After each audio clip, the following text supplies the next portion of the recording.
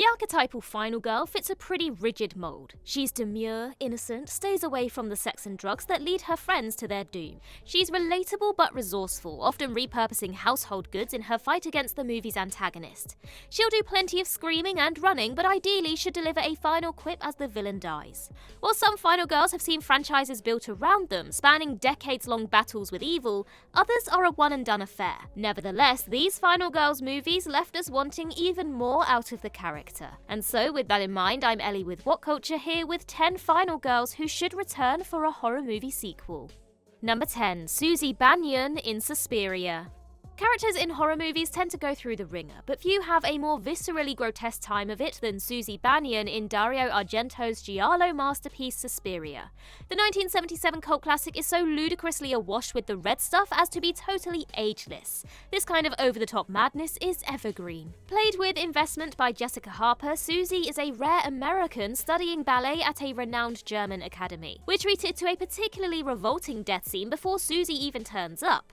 In due course, Argento piles on set pieces involving maggots, reanimated corpses, and vicious guide dogs as SUZY's sanity is pushed to the limits. By the time we reach the end point, we're deep into supernatural conspiracies and covens of witches. Amid all of this craziness, SUZY is a helpfully sensible character, never taking frustratingly stupid decisions to advance the plot and fighting against the forces of evil with impressive ingenuity. A character of such qualities gives directors the license to go as crazy as they like with the rest of the movie. The Suspiria remake wasn't great. Instead, how about continuing SUZY's story? The ballet backdrop is perfect for ultra-violent craziness, and with Argento still a jobbing director, he could surely think of plenty more wildness to throw at his lead. Number 9. Heather Langenkamp in Wes Craven's New Nightmare. One of the most underrated films in horror maestro Wes Craven's collection is his eponymous New Nightmare. The finale of the Craven-era Elm Street series, this film is often looked upon as a dry run for Scream, if it's remembered at all. The delicious premise sees Freddy Krueger, or rather an entity taking the form of the scissor-handed menace, enter the real world, having been conjured into existence by Craven's film series. The killer's intended victim, naturally, is Heather Langenkamp, the actor who portrayed final girl Nancy in the original Nightmare. Langenkamp is more than serviceable in the first film, but she's tremendous here portraying herself. To her, Krueger is both the making of her career and possibly the monster that will take her out of this world. She survives, ridding the real world of the dream-dwelling killer, but we know all too well that Freddy always comes back. We lost Wes Craven in 2015. What better tribute than seeing one of his original leading ladies battle her way through the ghouls and monsters of his on-screen oeuvre? It'd be more interesting than churning out yet more screams, that's for sure. Number 8. Lila Crane in Psycho. While the final girl archetype can be found prior to Psycho, no film did more to codify the slasher subgenre, right down to the expected survivor. Hitchcock sets up the wild, reckless Marion as our protagonist from the off. She's the focal figure for the first act, right up until her iconic shower murder. From there, the film resets and we join Lila alongside Marion's boyfriend Sam as they trace the steps of the missing woman. As portrayed by Vera Miles, Lila is a strong and capable protagonist who helps keep the film grounded and the ending up in the air to the last. While there are flashier parts to Psycho, most notably the brilliant Anthony Perkins as Norman Bates, Lila is the forward momentum for the story and a likeable figure who keeps up the tension. Lila is admittedly revisited in the misguided Psycho 2, but there she's a de facto antagonist to Norman.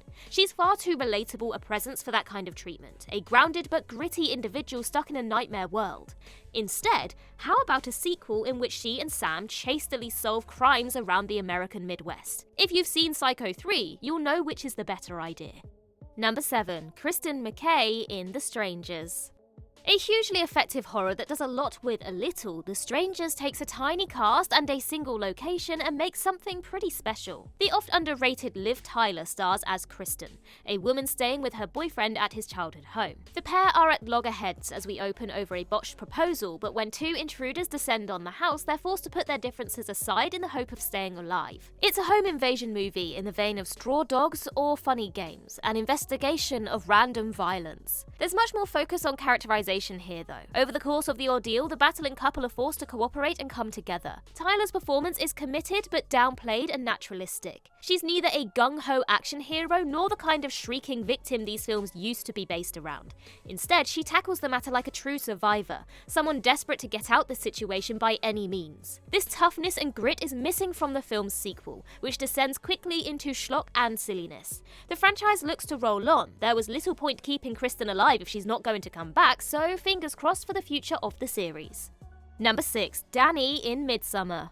2019's Midsummer is an unforgettable film, thanks in equal part to its folkloric terror and the superb performance from Florence Pugh as Danny, a deeply traumatized university student, still coming to terms with the death of her parents and sister at the latter's hand. When her increasingly distant boyfriend embarks on a study trip to Sweden, she invites herself along, hoping that a stay in a secluded traditional community might do her some good. Instead, the young Americans find themselves stranded in the middle of the community's May festival, and the rituals that their hosts take part in aren't exactly safe. From a cliffside scene wherein everything starts to go wrong to the final terrifying shot, Midsummer is simultaneously picturesque and unsettling. At the heart of all this is Pugh's performance. Danny seems a brittle individual but eventually demonstrates remarkable steel as her friends drop like flies, right up to the haunting finale. While the climax is perfect, it's hardly definitive. This story has undeniable legs, and it would be fantastic and probably ghastly to see what Danny's up to now. Director Ari Aster has illustrated a willingness to go all out, horror-wise. Danny, as the ruthless May Queen, wielding her power with gusto, could make for a terrific sequel. Number 5. Ginny Wainwright in Happy Birthday to Me. Much of this film is dedicated to convincing you that Ginny is anything but the hero of the piece. She's queen bee of an elite school group and friends are being picked off one by one. If Ginny's not the killer, then it's someone who looks an awful lot like her. Or one of the other kids in an incredibly convincing rubber mask, as it eventually turns out. The ending is ludicrous, but it doesn't serve to hamper the film too much. Part of this is down to the assured direction of the overqualified J. Lee Thompson.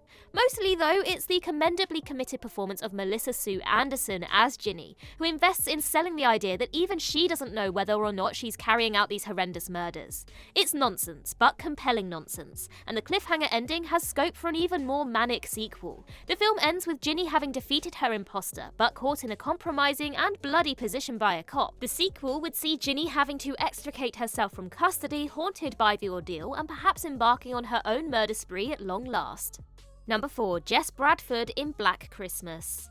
One of cinema's earliest true slasher films features a classic final girl, though Jess Bradford manages to defy a lot of the trope's trappings. Sorority sister Jess not only has a boyfriend, but is unexpectedly pregnant. Not that this comes up in the text to any real degree. For the most part, Jess is a classic final girl, trapped in a house with a mysterious killer and watching her friends drop like flies. What elevates the character is the excellent performance by Olivia Hussey. By this point, a well-established actor, Hussey makes Jess feel human and sympathetic. With the killer essentially a shadowy non-entity, the success of the film is down to her building the tension. She manages this with real poise. There's a great purity to Black Christmas, less quipping or daftness than the genre would later utilize. It's all about the scare, and really that only works because we care about our protagonist. It also pioneers the ambiguous ending. Jess survives the ordeal, but at the finish, we're given to understand that the killer remains creeping around the house. This is probably why she's never seen again, but horror heroines have withstood worse, and few are so likable. Number 3. ALANA in Terror Train. With John Carpenter's Halloween such a runaway success, it was unsurprising that a multitude of directors attempted to rip it off ASAP. The schlocky but undeniably fun Terror Train has the advantage over most of the competition by hiring Jamie Lee Curtis in the lead role. Through a combination of the name Terror Train and Curtis's presence, you can probably guess what unfolds over a tight 100 minutes. But what it lacks in originality, it makes up for in exuberance, and the lead performance from Curtis is terrific as per. Fresh from portraying Laurie Strode, Curtis is surprisingly unconcerned about being typecast. Again, she's very much the good girl here as ALANA, though one led somewhat astray in this instance. The movie starts with ALANA convinced to play a cruel prank on a college sap, one that leads to tragic consequences. While ALANA is no Laurie, Curtis's sense of fun lifts it above other Halloween rip-offs, like the comparatively serious Prom Night, starring, as the final girl, one Jamie Lee Curtis. ALANA facing off against disturbed killers on various forms of transportation sounds like an easy sell. Number 2. Jamie in You Might Be the Killer.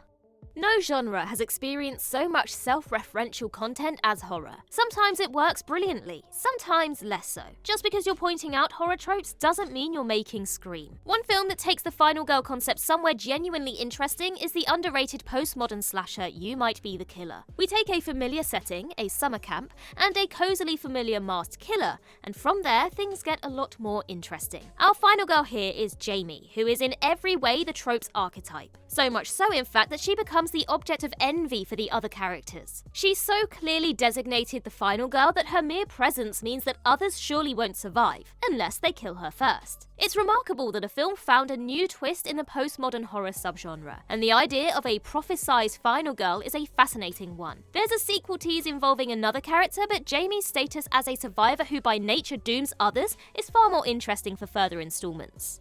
Number 1. ERIN HARSON in You're Next. One of the better pure slasher movies in recent memory, and an instant cult favourite due to its expert blend of humour and horror. It's surprising that You're Next has yet to be given a sequel, with the 2011 feature earning back its small budget several times over. ERIN, the movie's protagonist, demands a sequel. Played by Shani Vinson, she is a young woman visiting her boyfriend's family home. This is made more nerve-wracking when a gang of killers in animal masks appear in the rural home and begin wiping out the inhabitants. Many final girls seize the initiative and turn the tables on their tormentors. But ERIN really takes the biscuit. It transpires that our hero was raised by a survivalist family and understands not just how to keep herself out of trouble, but how to take the fight to the invaders. The last act of the film blends Home Alone with Friday the 13th, as ERIN's improvised traps and weaponry allow her to play a far more active role than the majority of horror victims. She's an Arnie-esque backwards action hero in a final girl's body. ERIN HARSON versus legions of freaky killers in a schlocky low-budget production. It's a license to print money, the stuff franchises are made of. And that concludes our list. If you think we missed any, then do let us know in the comments below, and while you're there, don't forget to like and subscribe and tap that notification bell. Also head over to Twitter and follow us there, and I can be found across various social medias just by searching Ellie Littlechild. I've been Ellie with What Culture. I hope you have a magical day, and I'll see you real soon.